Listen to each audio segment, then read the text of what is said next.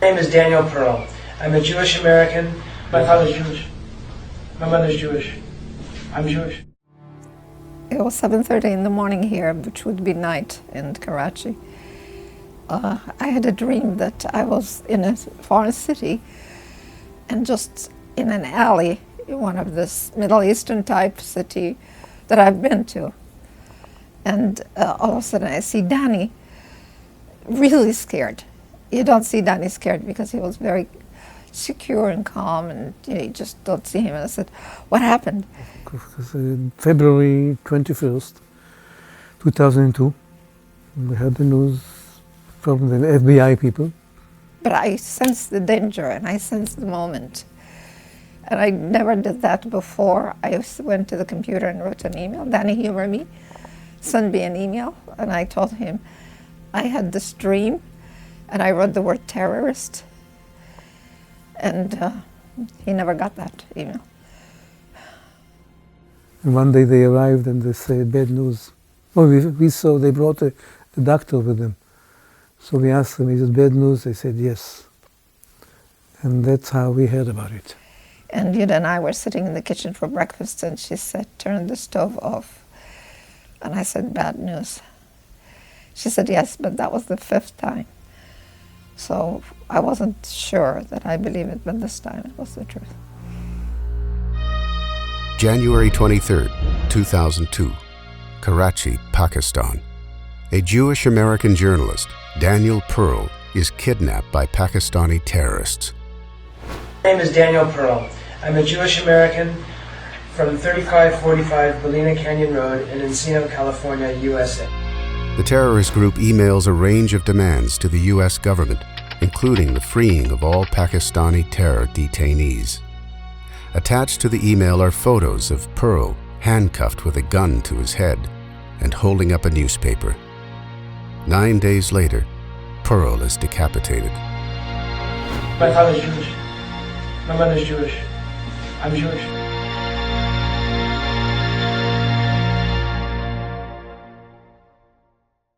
They put us on the phone with the American consul in Karachi. And he told me personally the fact that they received the video and Dan is dead. He also told me the last sentence that he said, his last words. Don't ask me how I felt. You can imagine. I tell you how I felt. Total surprise, amazement at the fact that I can still move my arm, that the blood flows in my veins, that my biology is not affected by what I heard. I exercise it again and again. I move my arm, it works. It works. I could stand up, I could sit down. That's what amazed me the most. The biology continues. It's unbelievable. Let's talk about Danny's inspiration. That's who Danny is. What they did to him doesn't make him who he is. The pain of his loss doesn't help anybody. There are many victims. They're very atrocious, horrifying stories. Let's stick to the inspiration. The Daniel Pearl Foundation started a few days after we heard the bad news. Shortly after Daniel's death, his parents founded the Daniel Pearl Foundation. Its mission? To promote cross-cultural understanding through journalism, music, and dialogue. Hello, I'm Christiane Amanpour. The Daniel Pearl Foundation was formed by his family in Danny's memory to further the ideals that inspired his life and his work. In its wake, a number of initiatives followed. The Daniel Pearl Memorial Lecture at UCLA. It is my honor and privilege to welcome you to the Daniel Pearl Memorial Lecture. In partnership with the foundation, the Daniel Pearl International Journalism Institute at the Interdisciplinary Center in Herzliya. The Daniel Pearl Freedom of the Press Act, signed on May 17, 2010, by U.S. President Barack Obama. Our friends, our relatives, they all told us, you can't let it go, you must fight. You must fight the evil that took your son's life. And we felt indeed that this is our way of taking revenge. And the revenge idea is to fight evil with good, to encourage and empower people that are with us, with the same ideology of humanity, understanding. It's not really, in our case, it wasn't a decision. We couldn't consider the other alternative, which was to close in and to despair and to feel victim and to resign to the tragedy and to hate. We couldn't, because we saw that we have effective means to change things. Effective means to empower the forces of good. My point is that tragedy always brings an opportunity.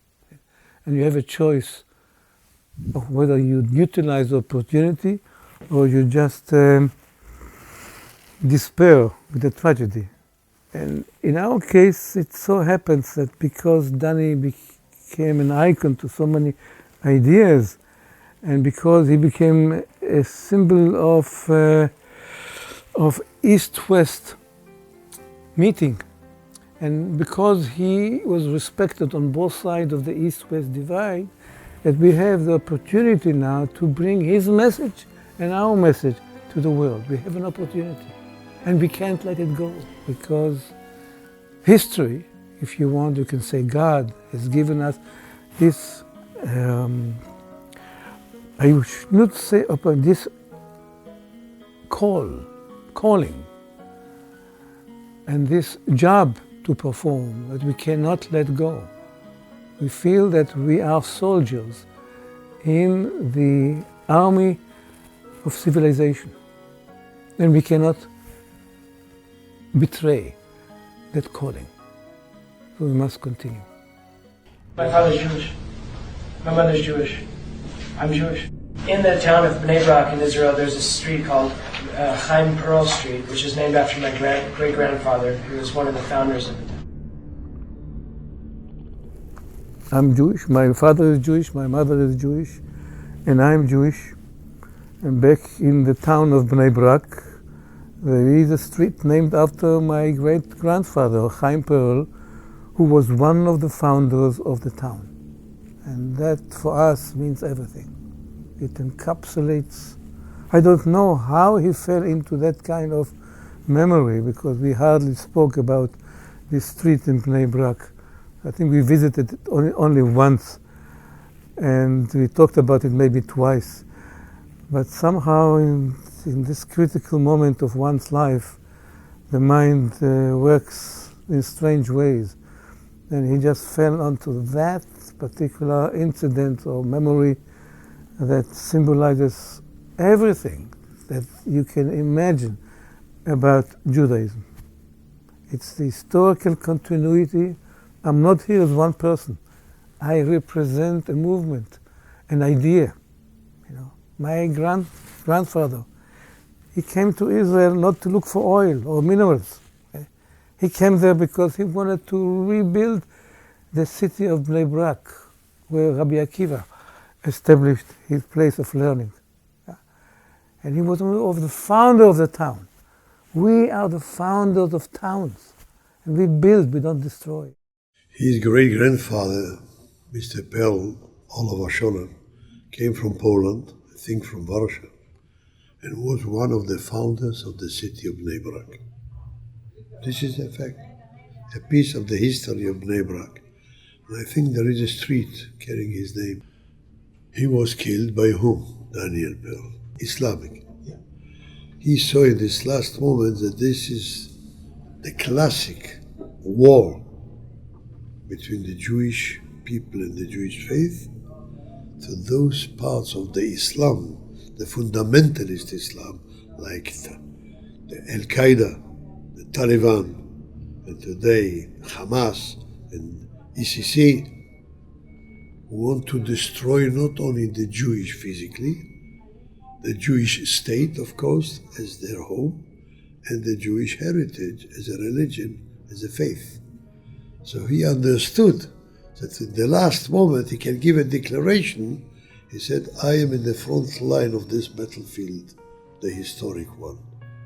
My grandfather came as a Jew to build a part of the Jewish home. In 2009, on Simchat Torah, Daniel's birthday, Chabad synagogues throughout the world took part in an initiative, the Daniel Pearl Hakafa, a circuit of joyful dancing with the Torah in hand, in the memory of a Wall Street Journal reporter whose last words attested to his Jewish identity. Yeah, we have a Simchat Torah, we have a Hakafot anyhow, and we are dancing anyhow and singing.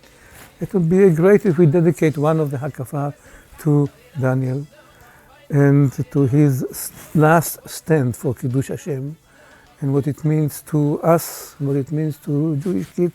And I insisted on that the Jewish kids must know what he stood, that one of them stood there in Karachi facing the weapons of those terrorists and said, I'm Jewish.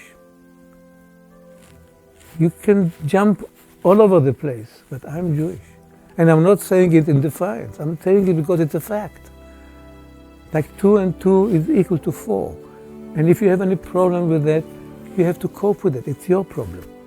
That was his stand. And that's the kind of resiliency we would like to impart to Jewish kids. We are the builders in the world. We build towns and we don't express our grievances in violence, but in building towns and building countries. That's who we are. That's perhaps one idea that subconsciously came to his mind.